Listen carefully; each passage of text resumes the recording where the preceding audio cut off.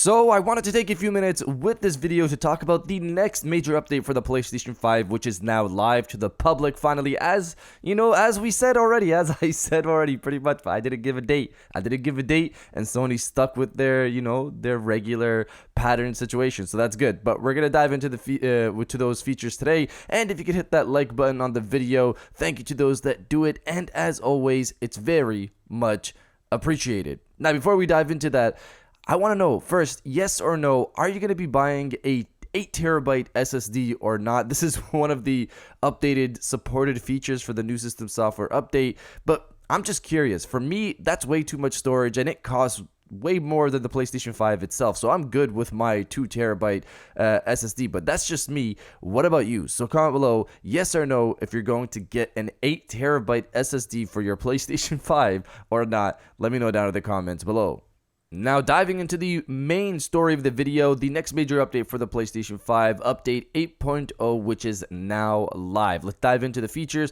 Remote play is now supported on more Android devices, mainly tvOS, Android tvOS devices. So this is pretty cool because that means if you have a TV in another room and it has an Android TV device connected to it, you can remote play off that. That's pretty cool. You don't need multiple PlayStation 5s. You could just use that feature in itself.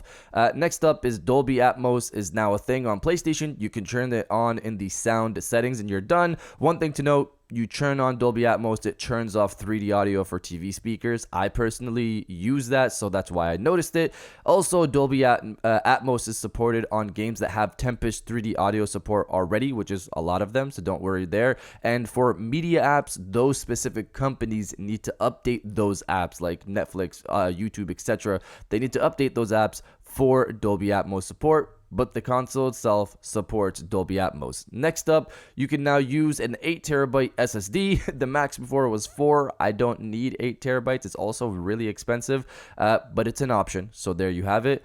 Next up, Screen Reader now supports Turkish and Portuguese. The Access controller that comes out later this year on December 6th, I believe, is now supported, meaning you can assign a second controller to the same user if you want to do one of the combos Sony mentioned for the Access controller, like using two DualSense controllers with the Access controller, or mixing the Access controller with a DualSense controller, different combinations. Basically, you can assign more controllers to the same user to get the best combination that allows more gamers to be able to play games their way if they need the assistance. Next up, Game Hub has been updated. You can now easily join your friends by just going to your friends list, and next to their name you should be able to see a joinable icon. If they're on a game you can join, click on that user and click on the join option on their profile. I'm excited to use this feature with my friends finally, who obviously didn't have the beta.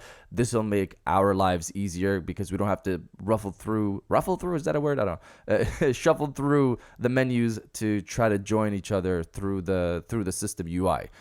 You can now see previews of people sharing their screen in the party section in Game Hub. If someone in your party is sharing their screen, you can see a small preview of this in the party section. You can now also start a private party without creating a new group. You can also invite people into your party without inviting them into your group, like a temporary party member. You used to have to invite them into your group and then they're a part of your party. But if you just want them to jump in there just for a conversation with your friends and not make them a member, then you can do that. You can send out invites to groups of players as well instead of just one by one.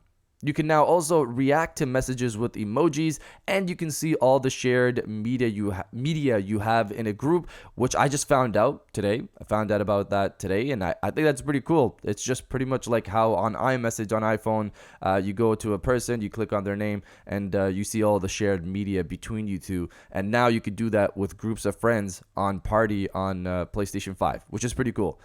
Cards have been upgraded when you have multiple activities ready. The newest one will be available with a standalone card to be the main focus.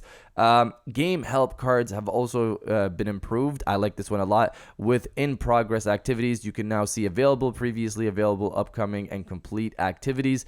Beyond that, the one I really like, the part that I really like, and also cards now have their information slide to the right when a card, when you just hover. I don't know if you call that hover. When you just slide on a card, you used to have to click on it to see more information.